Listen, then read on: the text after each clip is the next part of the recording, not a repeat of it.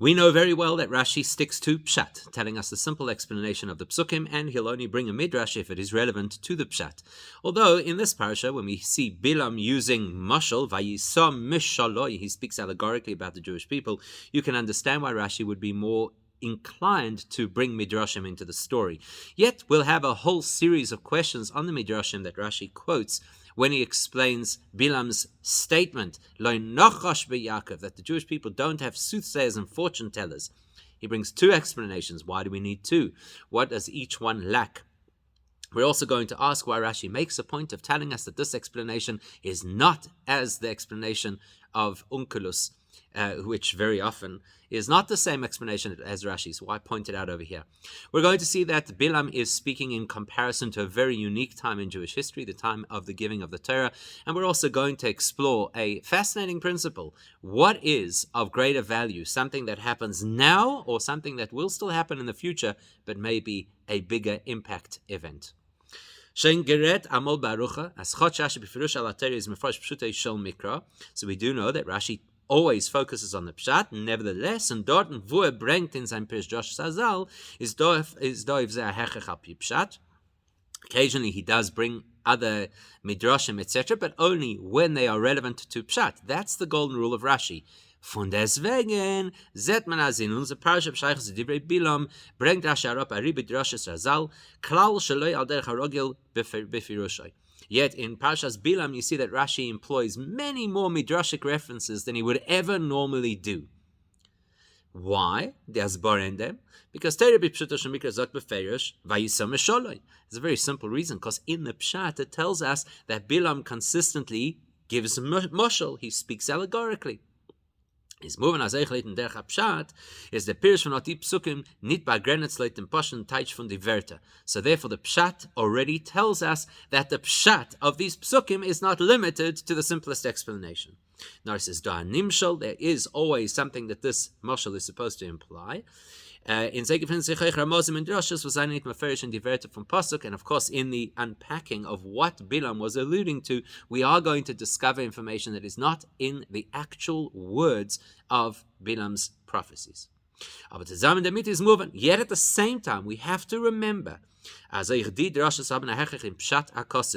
is not going to run off into the world of Midrash. Whatever that Rashi brings from Midrashim has to be aligned with Pshat. Every one of the midrashim that Rashi quotes must be important, must relate to the words of the psukim, must help us to understand the pshat of the psukim. So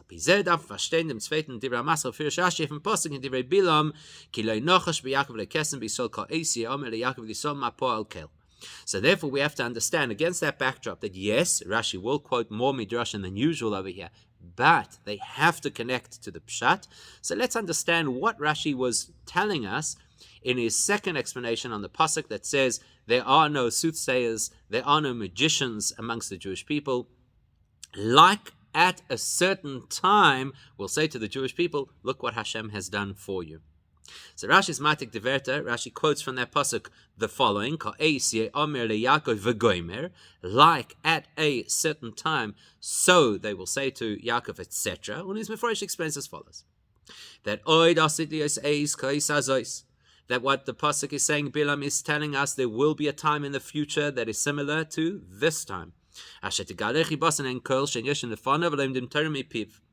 That there will be a time where Hashem will illustrate to the entire world how much He loves the Jewish people. They will sit in front of Him and learn Torah directly from Him.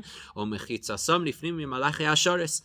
their chamber, their area, their designated area will be even closer than the Malachi Ashoris. And they will ask them, sounds like the Malachim will ask them, Ma po'al kel, what has Hashem done? And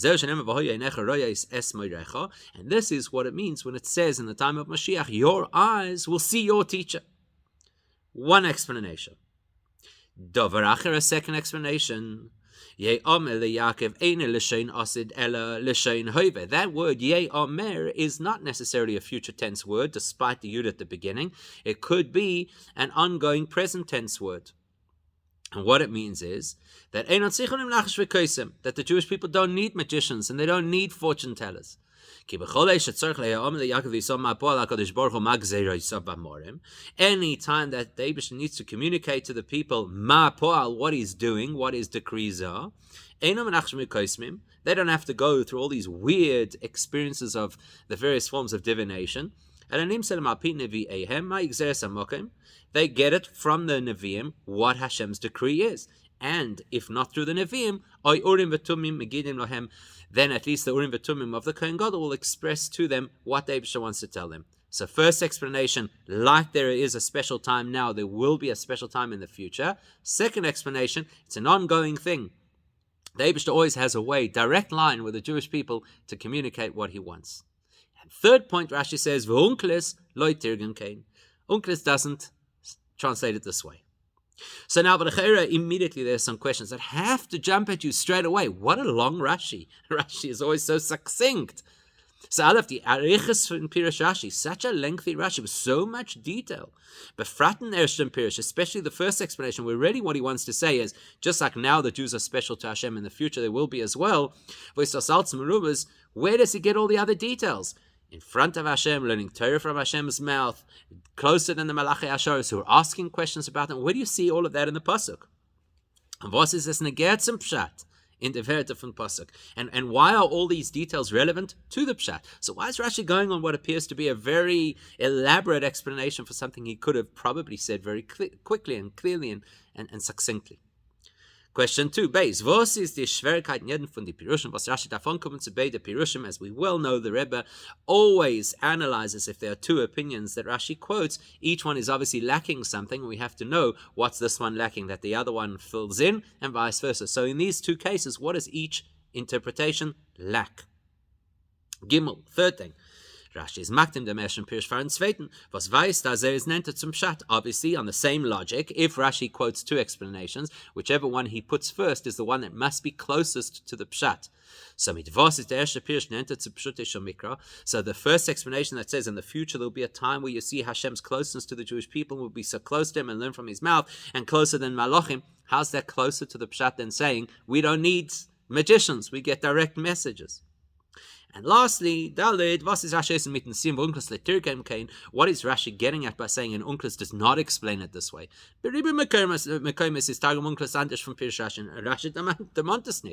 It's so common for Unklis to give a different explanation to Rashi, and Rashi doesn't discuss it, so why here? So some of the Vershim try and explain that the issue over here is the word ka'es. That's the word. Mefarshim sagen, dass der Herrgriff der Meshon Pirush is from dem Lashon ka'es mit achafadimion. So many of the Mefarshim say the reason that you have to have the first explanation is because that word ka'es already tells you like. There's a comparison happening over here. Like there's a specialness now, so there has to be something else. Was von dem nennt Rashi as oid asid lios ois ka'es azois. Rashi assumes when you say comparison, you mean there will be something like this. Nicht die jetzige Zeiten mamisch. Und bei dem zu der früh gesagte Zeit von Usruas Melechboy, was is wie Rashi teitsch, l'shen chiba v'reyos. And so it's obviously not talking about the now, because if you're talking about the now, you don't need a chofadimion, you don't need a comparison. You're obviously talking about another time frame, similar to what Rashi says, Usruas Melechboy, that Hashem will show his friendship to the Jewish people through us from the word reyos. So he also says, just like, so basically the Mefarshim saying, just like now Hashem is showing his friendship and his closeness to the Jewish people, so there'll be another time in the future where Hashem will also show publicly such incredible closeness and love for the Jewish people. And it's Meforish was his main union for the Galach Bosan, and then of course Rashi has to explain what exactly it means to show this love, which is teaching us Torah and being closer than the Malachim. Whereas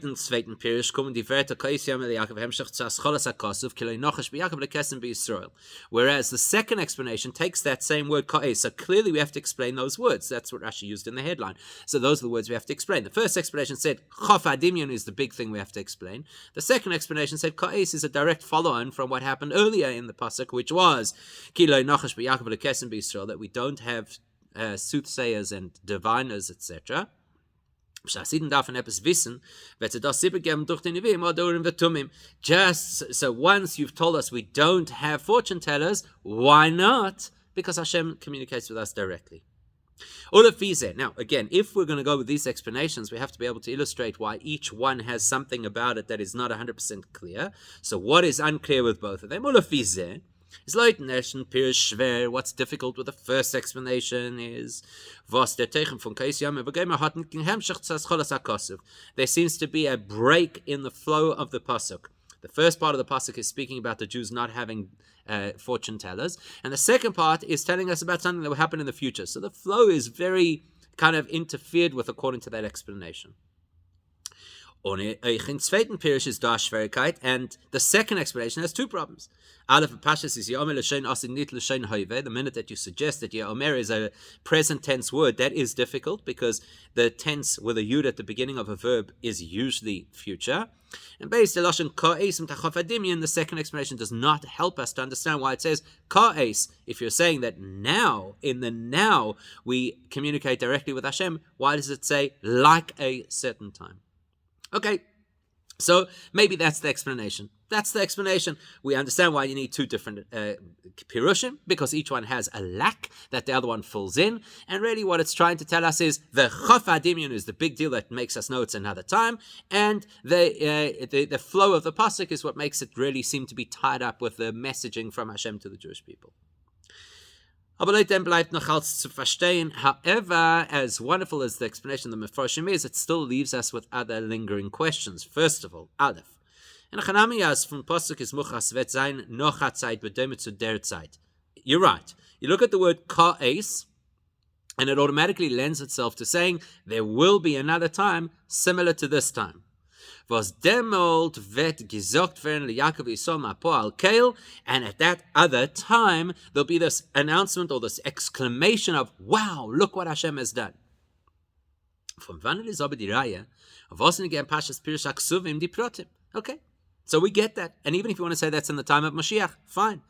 But where do you get all the other detail from? And why is all of that other detail relevant to the pshat of the pasuk? In other words, that they'll sit in front of Hashem, that they'll learn Torah from Hashem, mipiv, and that they'll have a closeness to Hashem that is beyond the malachim.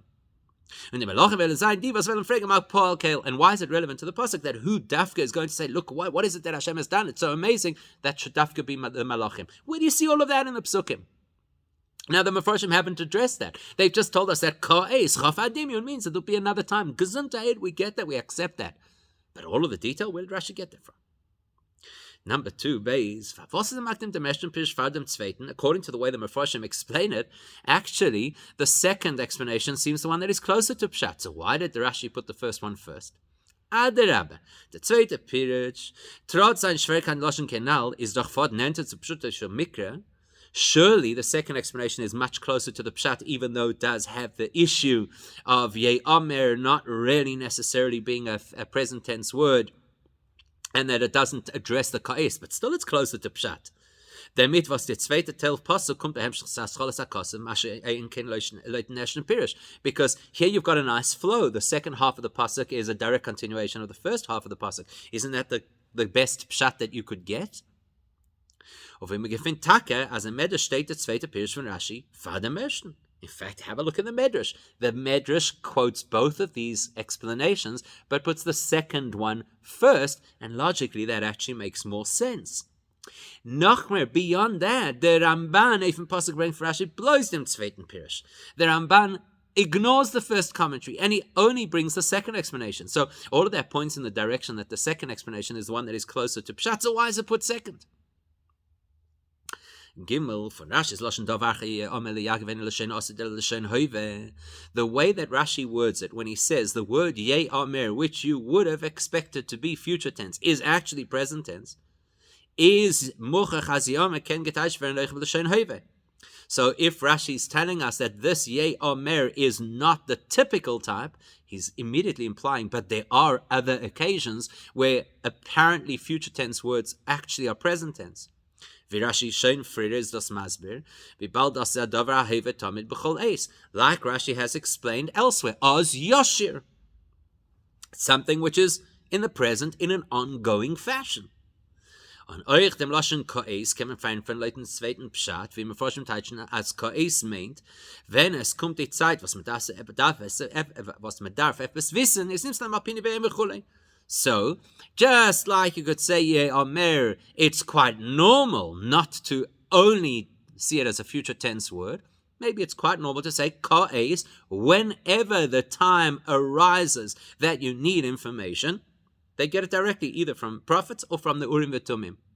So if that's true, then the weakness of the second Pirush is not so weak. So now we have a lot of reason to think that the second Pirush should have been first. Okay. L'cha'era, wat man gekennt verändern, als der Hemmschach zum Aschal Sakosem leiten ersten Pirush ist, wie die Gemara sagt. So maybe what we could say is that the flow works as follows. Because remember, our big issue is, what's the connection between the first and the second part of the pasuk? So in the second explanation, it works perfectly. We don't need fortune tellers because we have a direct line. But in the first explanation, what's the connection? We don't have fortune tellers, and Hashem loves us so much, He brings us close. So maybe we could answer that based on the Gemara, where the Gemara says, where's in Nedarim, right? The Gemara says in Nedarim. So the Gemara says, "Kol adam she'ein menachesh machnisin noisim b'mechitza shafil malachei ashoris inechenim likonos b'seicha." There, the Gemara says any person who does not engage with fortune tellers gets invited into a special close area with Hashem that even the malachei ashoris cannot access. Shenemar, where do we know it from? This pasuk. Kiloi nochash b'Yaakov lekesem b'Yisrael koyis yom leYaakov Yisrael mapol keil.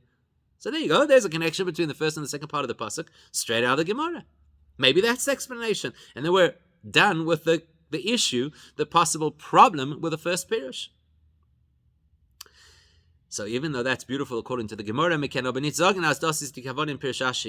cannot say that that was Rashi's intention. Varum? For the following reasons. Aleph, in Rashi's Nito, kein remez afilu as das was michitzos and lifnim malachei ashoris is ateitzah for leinochash gomer. The Gemara made it clear. The Gemara said very clearly that because a person doesn't engage fortune tellers, therefore they're invited into special closeness to Hashem. Rashi doesn't even hint at it. Base. If it's true that there is this connection, why is Rashi talking about the future? If it's true that as soon as you don't engage with fortune tellers, you're invited into special proximity to Hashem, that should happen all the time. Right? What does he say? Why does he say osid? Seeing as not engaging fortune tellers is present, it's current.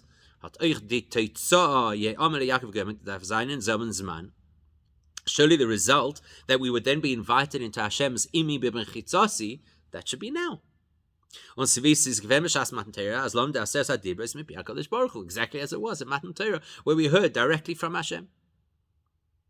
Gimel, was is done again on Shaykh Dinin, Shein Yoshvin Lefona Veloimdim Torah Mipiv. There's still a detail that even if you had to explain because of not using fortune tellers, therefore we're imoy b'mechitzasoi, why say that we sit before him and learn Torah from him? How's that detail relevant?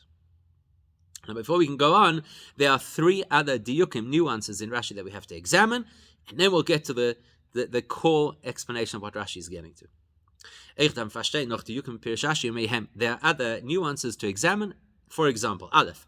In Eshem Pirish, was ist der Lashon Malachei Ashoros nit Malachim Stam? Why does it make a difference to our understanding of the story to know that we're not talking just generally about Malachim, but specifically Malachei HaShores? Base. Rashi starts to explain a pasuk in Tanakh. This is the meaning of the pasuk that when Mashiach comes, you'll see with your own eyes, you'll see your teacher. Is this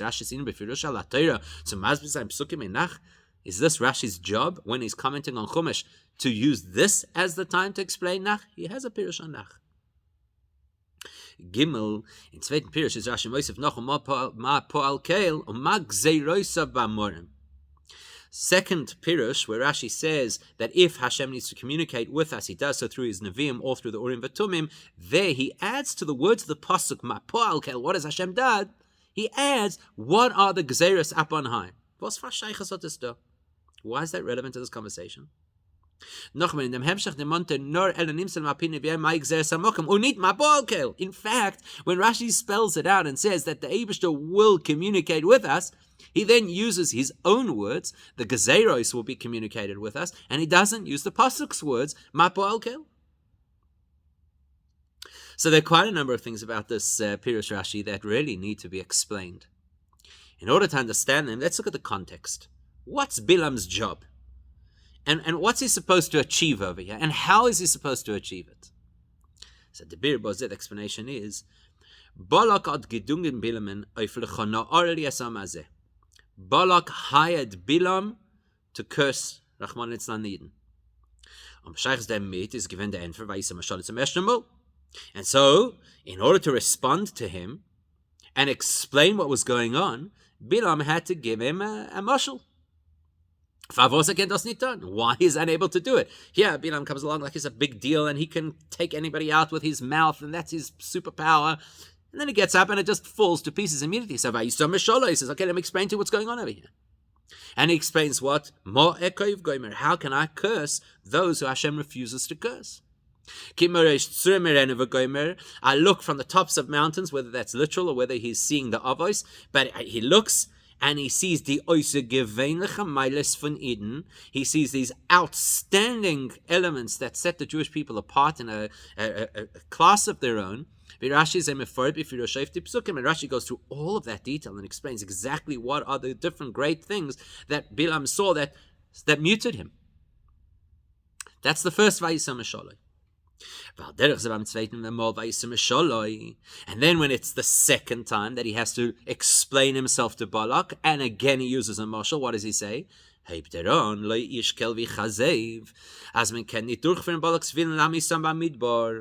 He says, there's nothing you can do over here. The Eibishter is not going to change his promise to look after the Jewish people and protect them. And so your goal, which is to be rid of them in the desert, cannot happen. The Eibishter is not backtracking.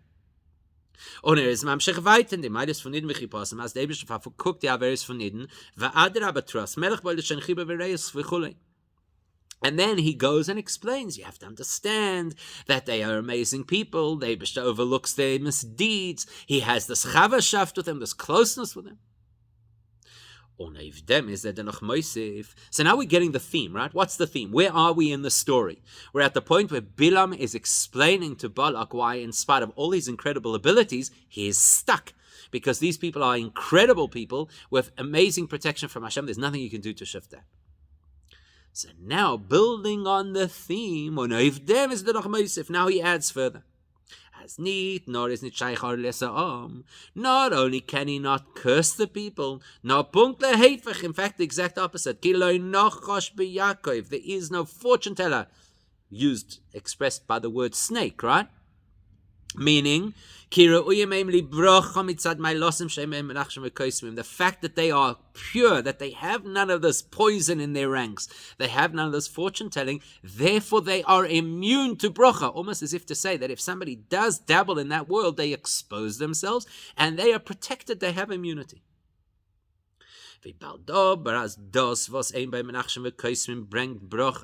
Weiß der Priestess von Bilam and Basinyoni is a koisem. Now the minute Bilam says this, he's actually exposing himself and saying, I'm not as powerful as I made out. Because these people have immunity. They have the brocha that I cannot touch. Even though I'm this expert, exactly that. Loi nachash, exactly what they don't have, is Bilam's biggest asset. So now at this point, Bilam really looks bad. Bilam, the world-leading koisem, Loi Kesem B'Yakov, is unable to touch them. So der Ribber hat Bilam weiter Mamshach gewinnt wegen der Meile von Eden, damit Madgish gewinnt, als der Siebe, was kennt Orli Esom, ist nicht mit Zad sein Bilams Chesor, sondern mit Zad der Meile von Eden. So therefore, he quickly scrambles and he says, listen here, Balak, you got to understand, the reason I cannot touch these people is not because I'm weak, it's because they're amazing. So let me help you to appreciate their greatness, that in spite of Bilam's amazing power to cause devastation, these people are way beyond that. So what does he say? So he explains that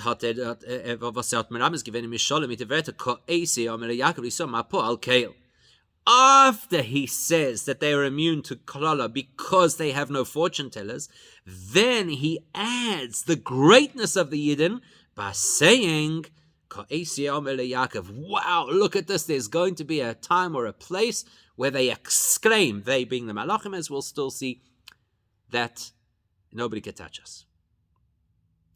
So now that Bilam is making his point to over-highlight the greatness of the Yidden so as to protect himself for being such a failure, that helps us to understand the Lashon Ka'es better.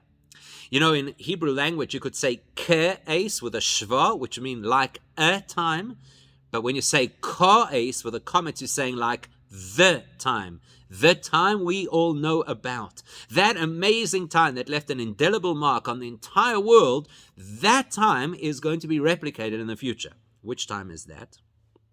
The Bir in dem Ka'es mitachov kemutzo weist auf a bewusster Zeit. The minute you say Ka'es, you're talking about a time that is well known. Seeing as Bilam is talking here about how beloved the Jews are to Hashem, is moving as Retzach wegen der Zeit, wenn man hat gesehen die Chibe von obersten Zeiten. So you have to say that Bilam must reference a well-known time where you could see Hashem's love of the Jewish people. Everybody could see Hashem's love of the Jewish people, and everybody knows when that is. Even a child knows. Und das weiß ich, haben Chumash lemikr. The 5-year-old learning Chumash knows when that time was. As die Zeit, wenn der Chibe von obersten Zeiten ist gewähnt nicht begoloi, ist gewähnt ins Mann von Matan Torah. Everybody who has read anything in the Chumash knows that at the time of Matan Torah, that's where Hashem declared his incredible love for the Yidden. Look at what it says there. You'll be a treasure from all nations. The whole world is mine. Rashi explains it. That will be like this very precious treasure house of a person. So to Hashem says, you will be as precious and unique to me from all the other nations. And in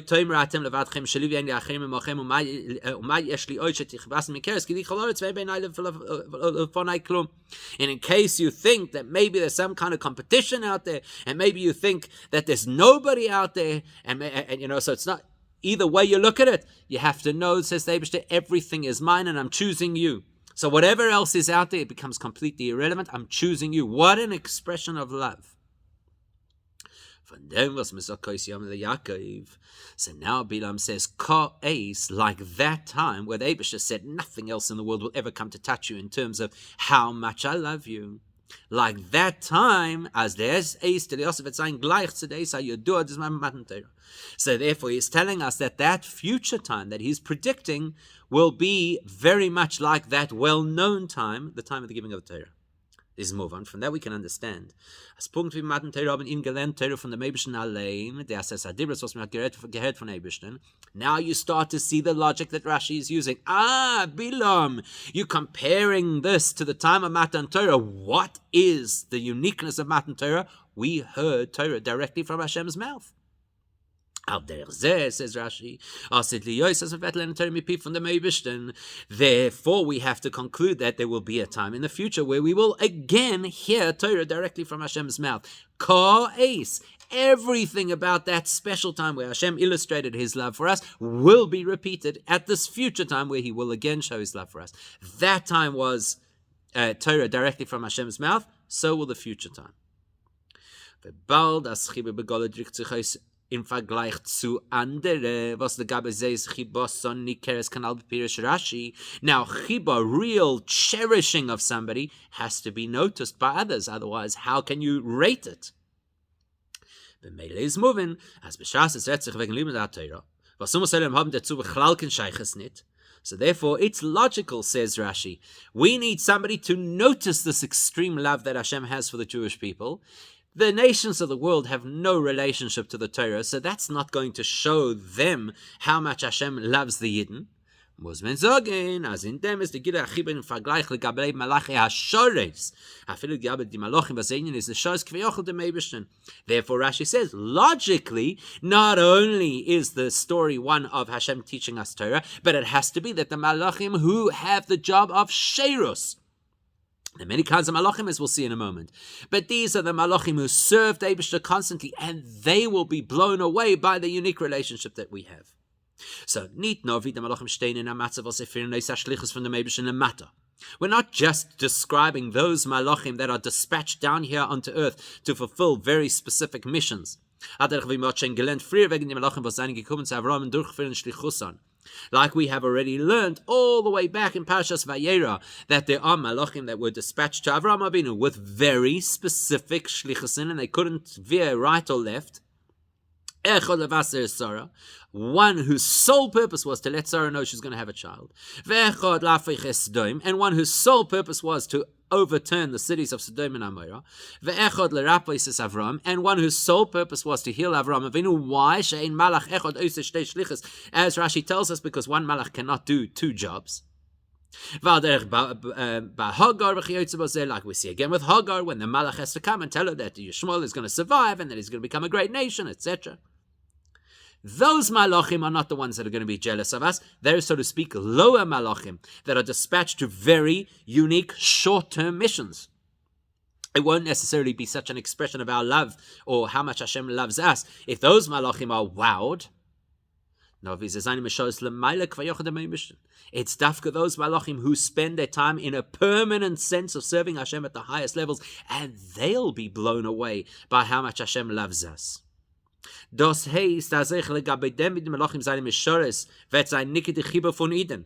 other words, you'll be able to compare malachim serving Hashem, Yidden learning Torah. The Yidden learning Torah are be'ein aroich, in a league of their own.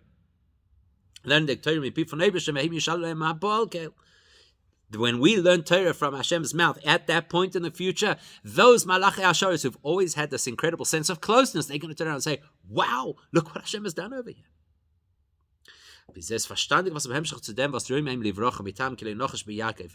Hat Bilam Moisif given bewohnt, als das, was keine Schellen seiner Klo läuft jeden. Ist nicht, weil is a Pochus am Menachesh v'Koisim, und sie sein Leunachash. So now we see clearly the flow and the link between the first and second part of the pasuk. What Bilam wants to know is, or wants to tell Balak is, I cannot curse these people. Why? Not because I'm just a Nachash, just one of these people who's a fortune teller, and lo Nachash be Yaakov. Now, seit dem letzten Mal von ihnen, was es wird mit Nisgal ben Chibosam, as im Chitzosam lifnim Malachi Ashores. Balak, do you understand who these people are? These are people who have an incredible love in Hashem's eyes. Yes, it will only be revealed at a point in the future. But when it's revealed, it will completely outstrip the Malachi Ashores. How could anybody attempt to harm these people? That's the first pshat. Now suddenly the first pshat that Rashi brought is crystal clear. Ko'es, not just a chofadimion, but with a comet. Comparison to Matan Torah. Now we see the greatness of the Jewish people, like at Matan Torah. Oh, Matan Torah, that means the greatness must be expressed in learning Torah. Who would appreciate that greatness? Can't be the nations of the world, because Torah is of no value to them. Must be Malachim. Which Malachim? Malachi Ashores. And that's what Bilam is saying, is telling a two-stage mashal. To Balak, stage number one is, even if it was an ordinary fortune teller, you wouldn't be able to touch them because they're prevented from that. But now you have this powerhouse fortune teller called Bilam. He still cannot do anything to them because they have this incredible relationship with Hashem. So why do we need a second pirush then? This is beautiful. But there's two questions. Aleph, ich finde doch bei Matan Torah, sie haben gesagt zu Moshe, daber ato imon ibn Shmo, va'al yidaber imon elikim penyon nomus. What do you find in Matan Torah? The Yidden couldn't handle it. Yes, of course, the Eibishter was showing them so much love, but after two dibros directly from Hashem's mouth, they said, enough. Moshe, please take over. And that's actually what happened. So how does this comparison really work? You're trying to tell me that in the future we will learn directly from Hashem's mouth, but with the precedent that you're using to build it from Ka'es, like Matan Torah, didn't actually work out. They couldn't handle it. Beis. Und oi bafile as es wird sein noch mal an es wie Matan Torah. And if taka there will be another time in the future that is as great as Matan Torah, Why will that period in the future have greater power to block Bilam than the fact that there was already Matan Torah?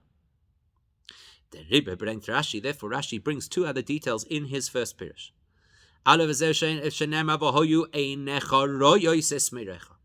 The first thing he says is that we have a nevuah that in the time of Moshiach we'll see the Eibusha directly.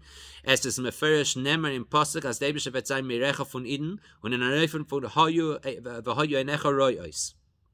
Firstly, we have a nevuah that, unlike in the time of Matan Torah, where it was this short-term, overwhelming experience, we have a nevuah that says in the time of Mashiach, the Eibusha will be your guide, and you'll be able to see, meaning you'll be able to absorb it, you'll be able to handle it.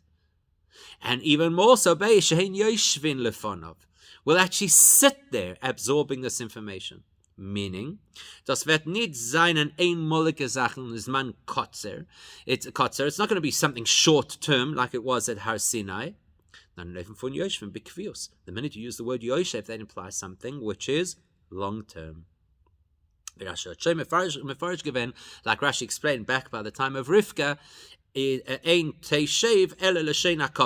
that when Eliezer wanted to take Rivka to meet Yitzchak, and the family said, Teishev anaro itanu, Rashi explains, Teishev doesn't mean just sit, it means spend time. So you're worried what is going to happen in the future. We have an assurance that it's going to work out, and it will be long-term, and therefore that's what blocks Bilam even more than Matan Torah, where there was this exposure to godliness, but we couldn't handle it, and therefore it was short-term. There's still a big question. So therefore you're telling me that Bilam's whole reason he couldn't touch the Jews is because of something that was going to happen thousands of years later? Seeing as at the end of the day this is something that will happen at the end of the day, how could that have enough power in the now that Bilam is paralyzed now? It's for that reason Rashi brings a second explanation. Not because we have a problem with the word ka'es, not because we have a problem between the flow of the first part of the pasuk and the second part of the pasuk. That all fits in place. The only question is that you will wonder, how can something that hasn't yet happened be so powerful as to stop something happening now? So the Rebbe brings Rashi Davache, was ledem is Yaakov Einer Loshen Osid. So therefore, straight away Rashi says, let's address that problem. The second explanation will immediately see Ye Omer not in the future and Loshen Ha'iveh, but in the present.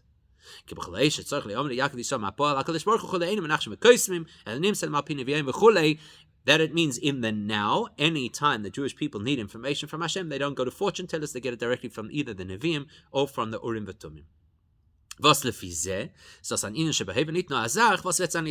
That would immediately address the big question, how can something in the future affect now? Says Rashi, okay, there's another explanation, that is something which happens in the now that blocks Bilam's power in the now. So why is it the second explanation? What's difficult about the second explanation is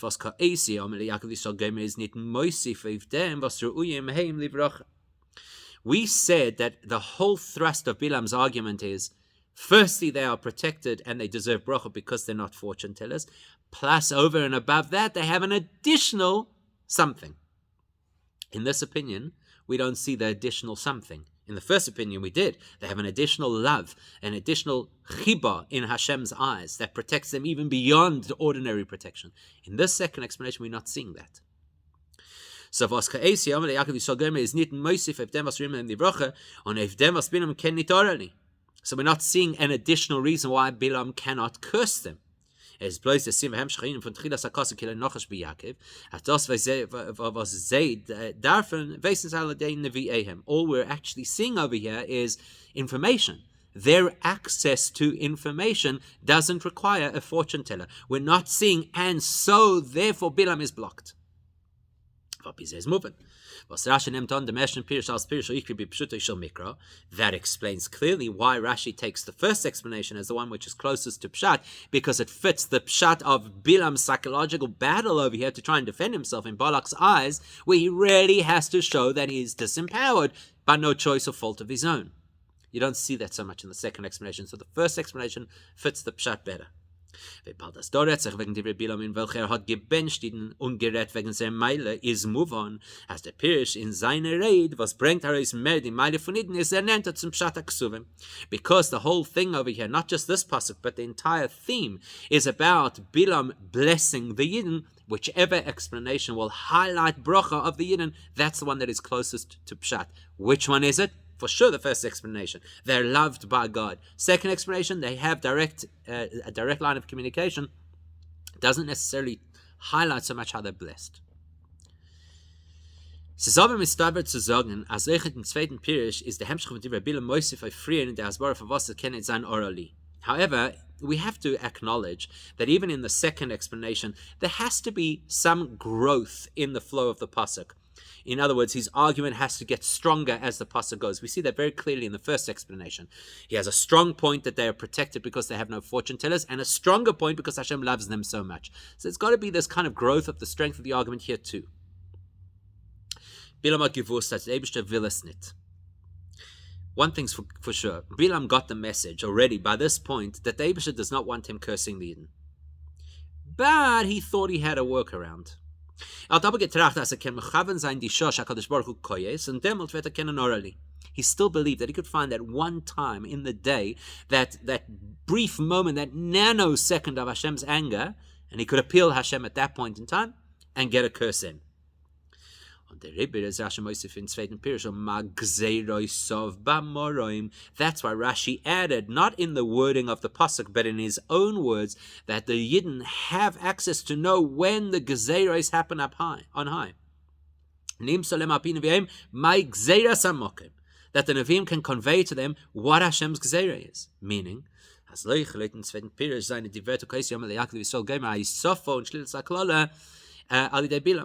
in other words, Rashi is illustrating to us over here how the second part of the pasuk adds more to why they were able to block, or why Bilam was unable to curse them. So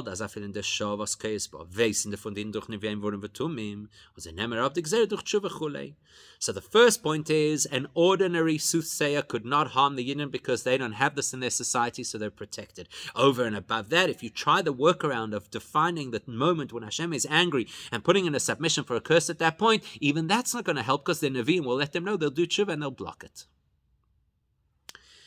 Zwischen die zwei Pirushim is a shakle b'tayin a shayle klolis und euch behaloche.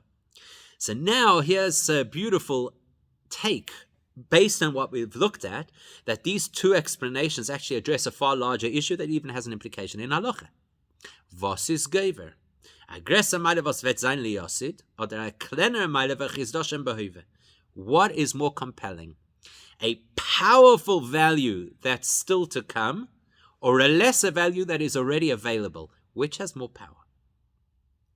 Leuten ersten Pirsch kommt da ist, als Kaisiam, der Jakob ist so meint, als sie seinen Ruim heim livroche, und es kann klar nicht seine Mocken nicht klar zu sehr größer Meile, was te galechi bossen len keil, und mich ich zossen von ihm lache Aschois, aber das ist eine Meile, was ist aussieht lios. The first explanation says there is a really powerful greatness. The Yidden, their closeness to Hashem, direct learning from Hashem, closer than the Malachim. But it's only coming in the future.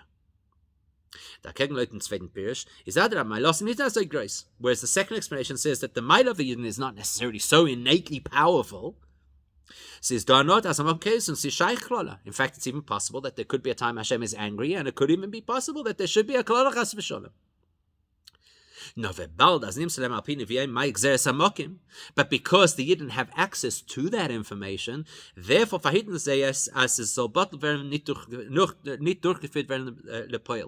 therefore they have a way to block it actually happening. The advantage is it's in the now. So the first explanation highlights our greatness, but says it's still to be revealed. The second explanation doesn't highlight our greatness, it just describes a method that we have to protect ourselves, but it's available now. So which is greater? Something to come, which is truly powerful, or something available, which is perhaps less so?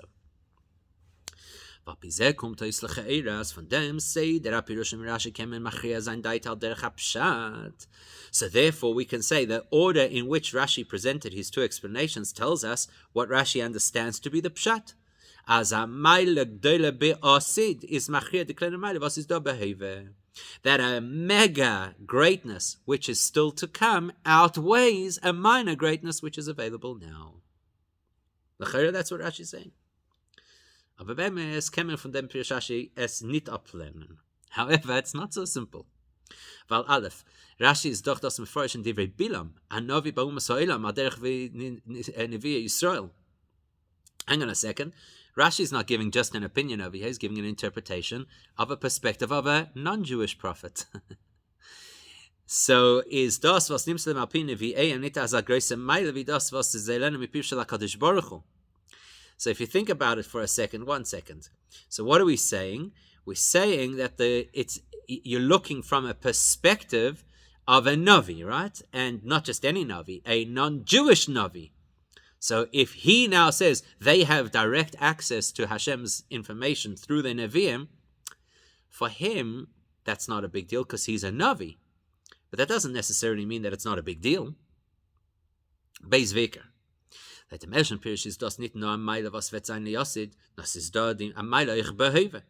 The truth is, the first explanation says that Hashem cherishes us even now, not only in the future. What's going to happen in the future is, all that's going to happen in the future is that it will be revealed. So nobody could say that that's telling us something of the future outweighs something of the present. It's something of the present.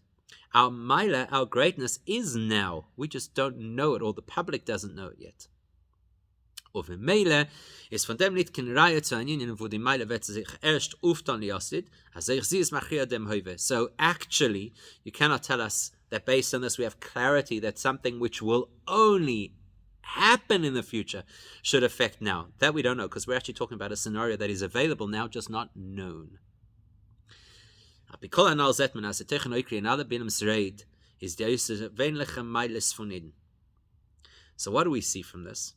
Go through all of Bilam's conversation. It's just talking hyperbole about the Jewish people. We are unbelievable. It wasn't even his choice, but he was forced to reiterate countless times how amazing we are. And each time he had to do it because he had to defend himself, because each time Balak was saying, "No, go curse them already."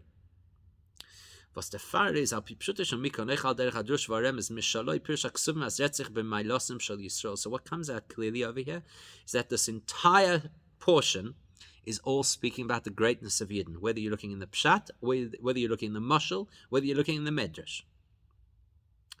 Und der Fall bavon Rashi und wundert sich, bechame mekemes ist die alle Psukim, in die alle Psukim Parashenis ketagrume v'chein tungemunkles oder kolponim mit noch apirish. So therefore, if all of this is talking about the greatness of the Yidden, it's interesting that so many times Rashi says it's similar to as Onkelos has explained, except this time. Mit dem Oisnam, in dem Posuk, gab die Psukim shelach rov. With the exception of this Posuk. Und the Tmir as Onkelos lektigen kein nit wie beide Pirushim, and it's strange that Onkelos doesn't explain along these lines of the greatness of Yidden. And all Onkelos does is he gives a translation which is directly to the Pshat. It's strange to Rashi. The theme over here is clearly the greatness of Yidden.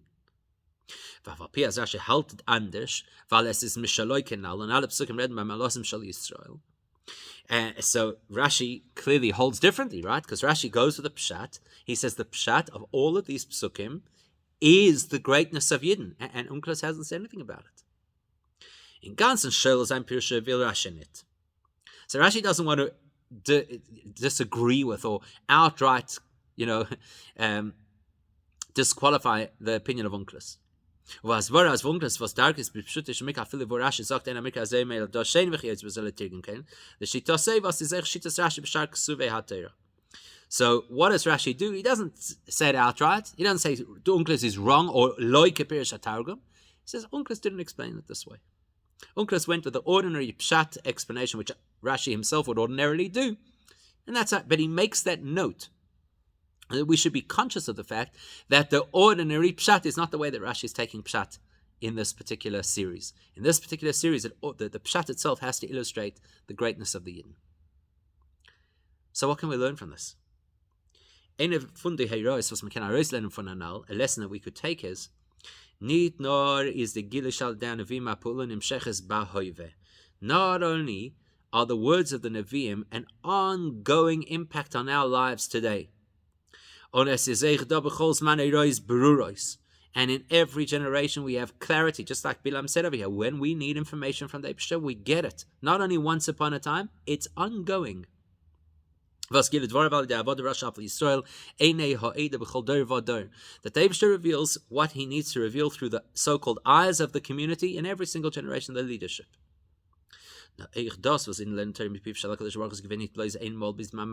there's a deeper message over here, that the fact that we learned Torah directly from Hashem's mouth, that Matan Torah was also not just once off. Just like Nevi'im are not a once upon a time story, Hashem still has a way to communicate with us through our leadership. The Eibishter speaking Torah to us is also not a once off thing. No, says Azay b'choleis. As when I learn Turkey the boy, when Tan Lashenim Rosecha Elentes Mipiv Shel HaKadosh Baruch Hu, the Eibishter designed the Torah in such a way that every single time that we learn Torah today, if we learn it with the correct approach, acknowledging that this is Hashem's Torah, it's not my wisdom and it's not about how smart I am, it's Tan Lashenim Rosecha, I have the privilege of repeating your words. Then we are actually learning directly from Hashem's mouth, just in a hidden way that will only be revealed when Mashiach comes. Medis verstandig. Es ist nicht tov, was nicht spoil zu werden von dem Mal'igim, einfach mit der Torah v'kiyam mitzvahs. If that's the case, if we are learning directly from Hashem's mouth, what should we even consider when people are skeptical, cynical, when people are belligerent towards us? Or people who make fun of us spreading Torah. As Bilam said, we have clear messaging. We know what we're supposed to do. Why would we feel in any way inadequate or overwhelmed or self-conscious? Because people are saying we have clear directives. And what are we learning directly from Hashem's mouth? When I'm learning Torah, the Eibishter is with me, learning with me. To the extent that our actual feeling at the time that we learn Torah is meant to be and can be like the feeling we had at Matan Torah. So that's an incredibly powerful lesson for us. We have clear directives, we have nothing to be afraid of, and we're with Eibishter, particularly when we learn Torah. So what if people have hang-ups? It's not our issue. And because we, as the pasuk says, when we have sincere dedication, then we are im Hashem lekecho, with Hashem. Is nicht tov, was nicht spol zu werden, euch von dem, was rikshu goyim, und lumim yegu, weil weiß, as es ist rik. So therefore we don't worry when the goyim start to agitate against us and they start talking about us, because we know that it's all nothing, it's all empty. Even if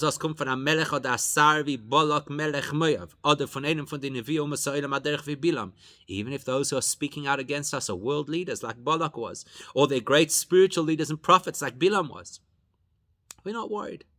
Because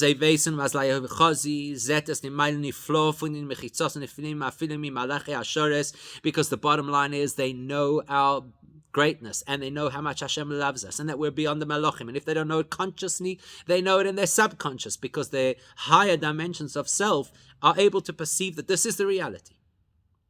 Until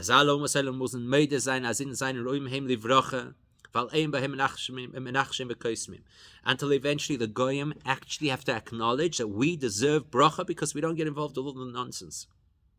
Das heißt, sie rechnen sich klar nicht mit die Chukos v'hanhagas hagoyim, which means they recognize that we don't take their trends to heart and we don't follow their behavior. Instead, stark in their emunah in Torah, they see that we stand with absolute dedication and faith in Torah. And then when they see us behaving as we should, and absolutely confident because we have clear directives through the generations, and we have a Eibishter with us, they see that. Not only will they not obstruct us, benchen sie und sie helfen ihnen, soll sie gar nicht fällen. then they help us and make sure we don't lack anything. V'adrabu b'frat in zera roiskin b'korev mamish from midbar agolus and arangen in the gula amitis in eretz hakedesh heipach havanas Balak. They help us, and especially they actually help us to get out of Golus and to get to Eretz Yisrael, exactly the opposite of what Balak wanted. And then we reach the point, as Rashi says, where how beloved we are to Hashem will be revealed to everybody. That all the nations of the world, including their leadership and their kings, they'll be there to assist us and to help us in the Gula Mitzvah Shlema B'Korev Mamish, as will be revealed in the Gula should Mamish come now.